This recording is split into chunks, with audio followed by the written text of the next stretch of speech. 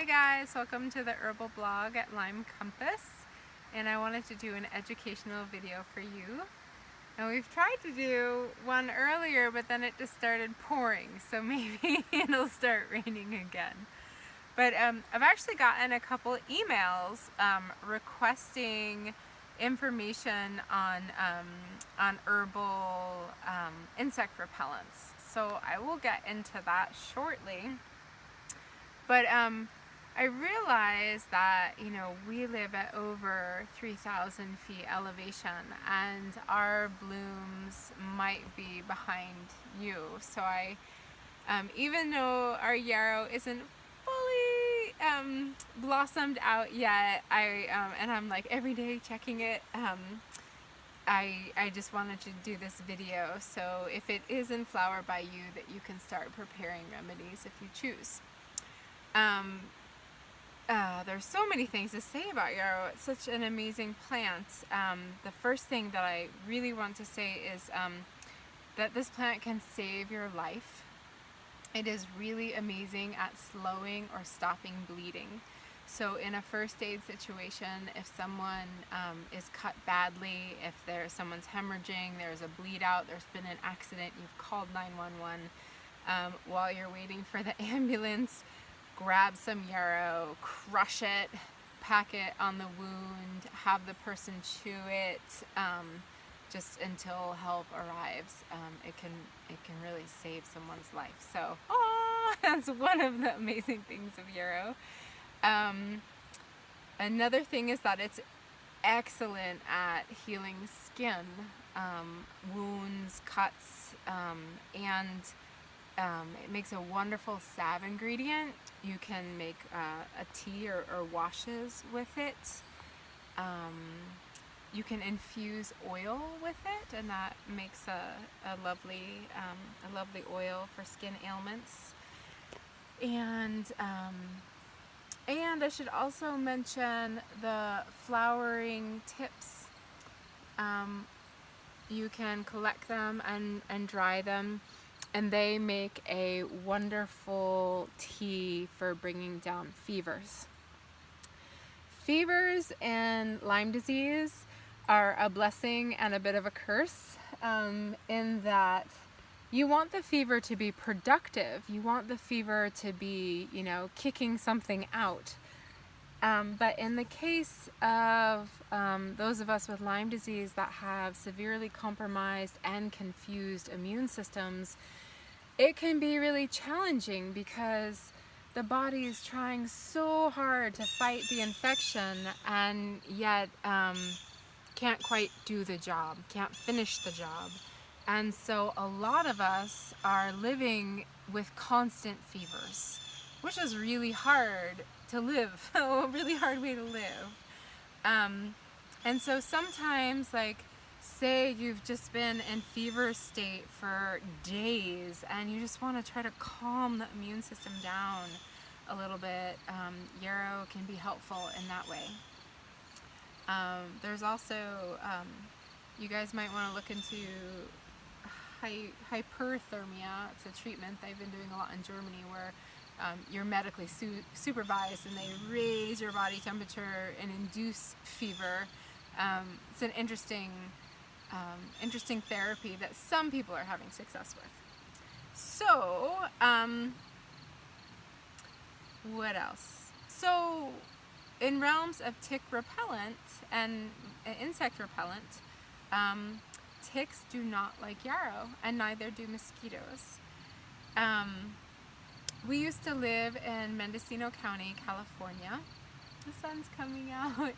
And, oh my goodness, there's so many people that I love there. It's beautiful in so many ways, but the ticks were insane.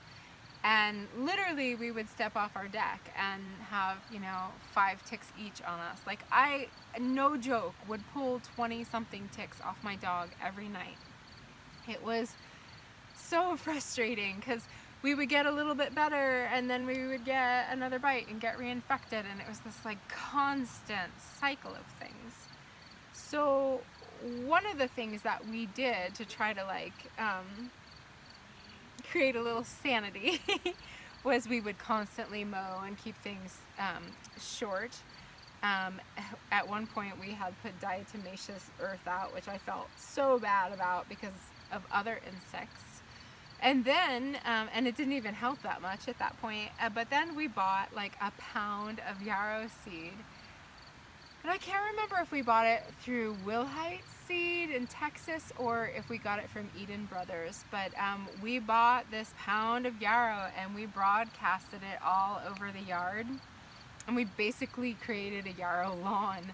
And that really helped. That was really helpful.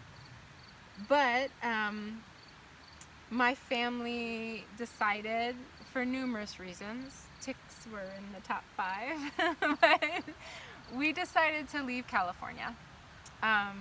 We really yearned to live in a place that wasn't so infested, and I was really worried about the children. You know, I just felt like we were never going to get better if we were always getting bit.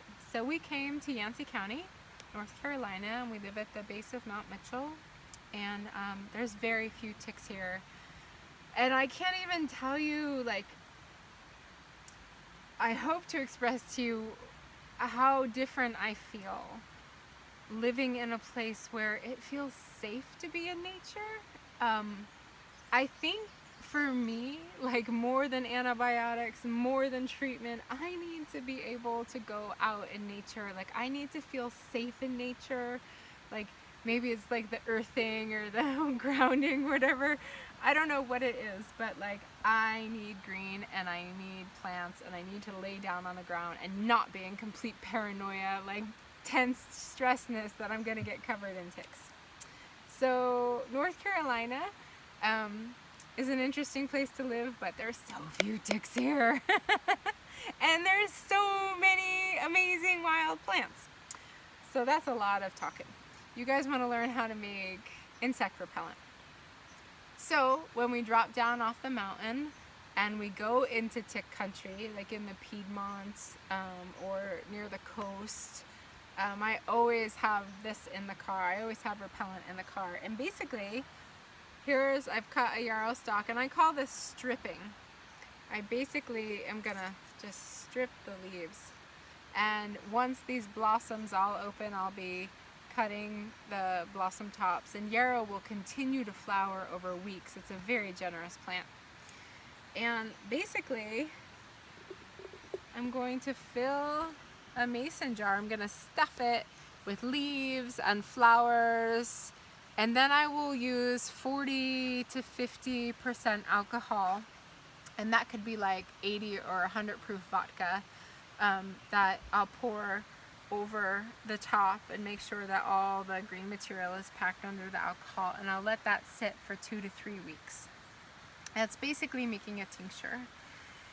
And then I will pour that off or decant it. And if you want to, if you have a Vitamix or one of those Ninja blenders, you can also like blend it up and then let it sit for, 1.5 to 3 weeks.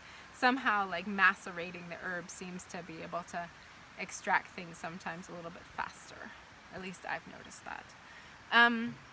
So you're gonna, once this has sat, you'll decant it and pour it off. And then you can pour the yarrow tincture into a spray bottle. And you'll pour your tincture in here. And then I take rose geranium essential oil and cedar essential oil, and I'll put maybe like 10 drops of each in here, and then I will shake this up, and you have this awesome insect repellent. And it's great for mosquitoes, it's awesome for ticks, and you don't have the side effects of DEET. I know lots of people are using DEET and pyrethrin. I think it's pyrethrin. But pyrethrin often has these weird additives. It's not pure pyrethrin flower. It's like some other weird stuff that's a binder.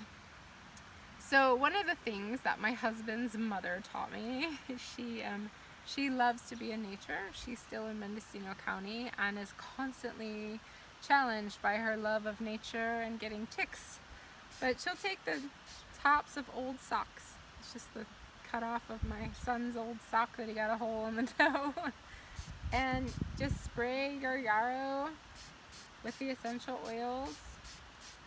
And then you are gonna look so hot. They might find you on the cover of a magazine for fashion, because this is just so in style. But basically, that's sarcasm, folks. Basically, you're gonna slip this on over the bottom of your foot, and so the top of this is gonna go on like your pant leg, your jean pant leg, and this will go over the top of the sock or the beginning of the shoe, and that way that stops anything from crawling up your pant leg, and you'll smell nice. You know, a lot of people think, oh my god, I'm gonna smell like an alcoholic, I'm gonna smell like vodka, but the yarrow adds this I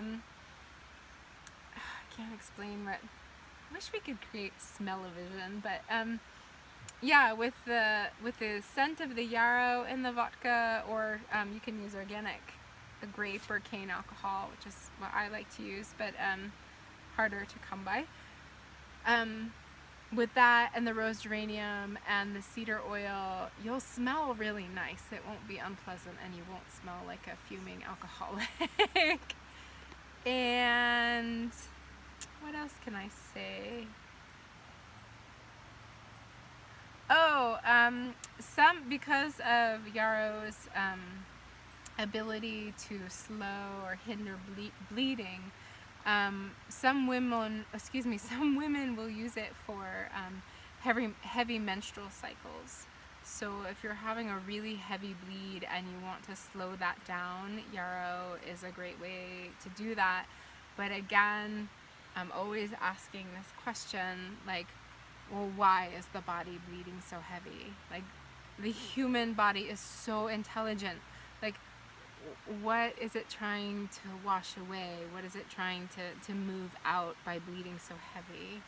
And you know, fibroids can do that. There's lots of, that's a whole other layer and a whole other life of midwifery that I once upon a time lived in. But we can have that conversation if you want, but I'll stick to insect repellent. Oh, another little tidbit is that you can put a couple sprigs of catnip in here. We love to use catnip for insect repellent, for mosquito repellent, and you can stick that in with the yarrow tincture. And last but not least is if you forget your spray bottle in the car, I always keep one in the car, but if you forget or it's empty or whatever, you can find yarrow or catnip or sometimes rosemary and just rub it on you. Just crush the plant and rub it on you, and that will help to keep the bugs away. Oh, and one other thing I promise. We have a young man, a friend of my oldest son, who likes to come and play here, and he's constantly getting bloody noses. And you know, when he gets a bloody nose, he's learned that again, you don't want to stick anything far up the nose, but like he'll put a little bit of yarrow right here and it'll stop his bleed. It'll just instantly stop the nosebleed. So that's another trick to know about wonderful yarrow. And you want to use the white yarrow. There are several ornamental yarrows that are like yellow and pink and red, and you don't want that. You want the white, which is Achillea millefolium. And that's a mouthful, and it didn't pour on us this time. And I only slurred my words like, I don't know, 5 to 7 times. Thanks, guys.